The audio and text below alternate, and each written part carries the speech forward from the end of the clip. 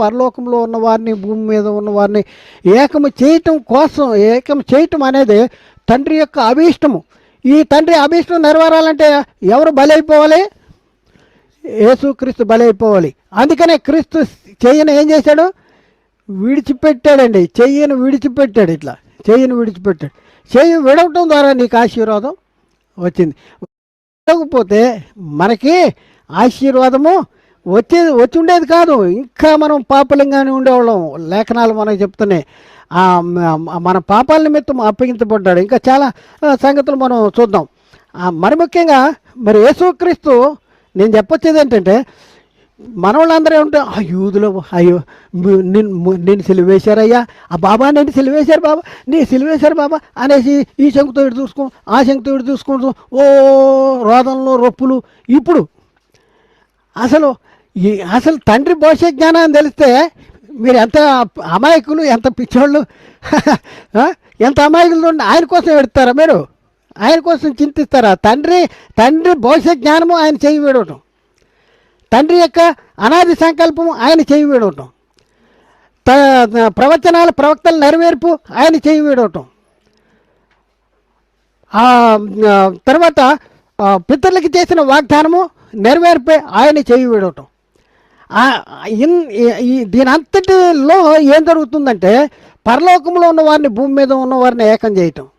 ఇది చేయటం కోసం దేవుడు ఏం చేశాడు? క్రీస్తు చేయని విడిచాడు. విడిస్తే వీళ్ళేం చేస్తున్నారు? మనోళ్ళు రోదంలో రొప్పులు ఇడవకూడదా? తండ్రి భవిష్య జ్ఞానం నెరవేరకూడదా? పేతురును కూడా అదే అన్నాడు. పేతురుతో ఏమంటే పేతురుతో ఇదే సంభాషణ చెప్తున్నాడు. ఎరుసలేం వెళ్తున్నాము, శాస్త్రులు పరిచయాలు నన్ను పట్టుకుంటారు, వీళ్ళందరూ కూడా నన్ను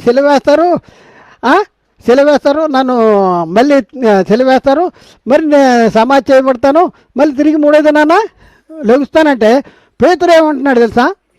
ప్రభువా ఇది నీకు జరగకుండా అని ఆయన్ను గద్దిస్తున్నాడు.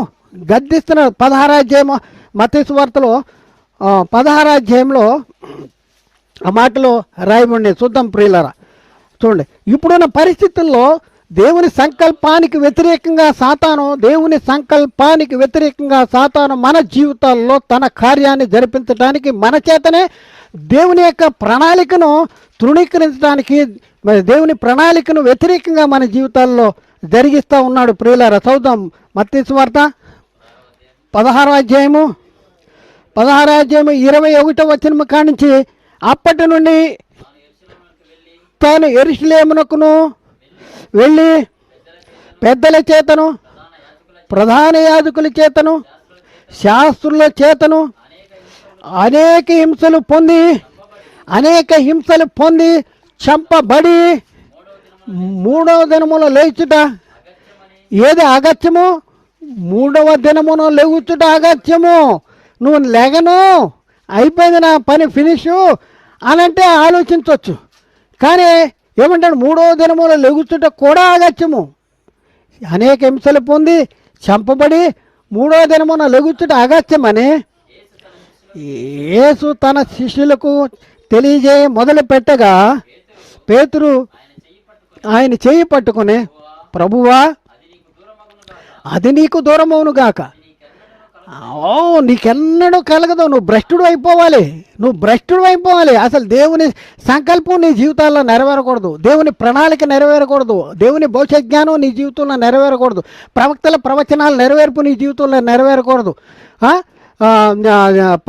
పితరులకు చేసిన వాగ్దానం నీ జీవితంలో నెరవేరకూడదు. నువ్వు దేవుని సంకల్పాన్ని నెరవేర్చని వాడు ఏమవుతాడు చెప్పండి? భ్రష్టుడైపోతాడు. నువ్వు భ్రష్టుడు అయిపోవాలి.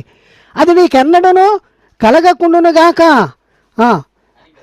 అని మామూలుగా కాదు, గద్దించాలంటే అబ్బా ఎంత ప్రేమండి, ఎంత ప్రేమ వీళ్ళకి. ఏడ్చే వాళ్ళకి ఎంత ప్రేమ, యేసుక్రీస్తుని గురించి ఏడ్చే వాళ్ళకి ఎంత ప్రేమ చెప్పండి.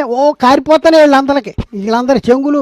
కొంతమంది అయితే తెల్ల టవల్లో కూడా తెచ్చుకొని పక్కన పెట్టుకొని తుడుచుకుంటూ ఉంటారు. ఎందుకంటే చీరలో ఇదైపోతే, లేకపోతే బట్టలు ఇదైపోతే, కచ్చిపులు. కాబట్టి వీళ్ళందరికీ ఎంత ప్రేమ చెప్పండి యేసుక్రీస్తు అంటే. యేసుక్రీస్తు సిలువలో బాధపడిపోయాడని వీళ్ళు చాలా విచారించేస్తున్నారు. అసలు వీళ్ళు అప్పుడే ఉంటే అసలు వీళ్ళు దించేసేవాళ్ళు సిలువ మరణం పొందకుండా వీళ్ళు దించేసేవాళ్ళేమో, వీళ్ళు ఏదైనా జూలిచ్చేసి. అలాంటి పరిస్థితి అనమాట. అందుకనే ఎంత ఎడుతున్నారు. అయితే ఏమన్నాడు చెప్పండి, ఏమన్నాడు? ఇది ఎన్నడూ నీకు దూరమునుగా జరగకుండానుగా, కానీ ఆయన్ను గద్దింపసాగాను, గద్దిస్తున్నాడు. అప్పుడు యేసుక్రీస్తు ఏమన్నాడండి? యేసుక్రీస్తు ఏమన్నాడు? పేతురు వెంక చూసి ఏమన్నాడు? అయితే 23వ వచనం, అయితే ఆయన పేతురు వైపు చూచి, సాతానా నా వెనుకకి పొమ్ము, నీవు నాకు అభ్యంతర